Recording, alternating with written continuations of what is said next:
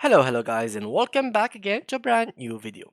In today's tutorial guys, I will be showing you how to run HTML on Visual Studio Code. First of all guys, I will show you first how you can actually download this software. You can just go ahead and open your browser and then search for code.visualstudio.com. If it didn't open for you, just go ahead and search for Visual Studio Code and click on the first website. After that, click on download from here. And this is the first method, which is you can, in the starting process, you can choose to run HTML code in your Visual Studio Code. Well, sometimes you will find yourself not installing it by accident, or you didn't even want to learn HTML, but now you really want to learn or use the HTML code. So what you can do is go ahead to your software, open it, and then go to the fifth option. Now here, what you have to do is search for the extension, which is HTML. So let's search for it. As you can see, I have it already installed.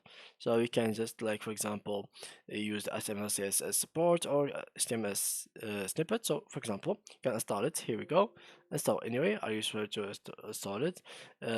So we can use it installing, or you can use this one, you can use this one, you can use whatever you'd like, HTML format for example.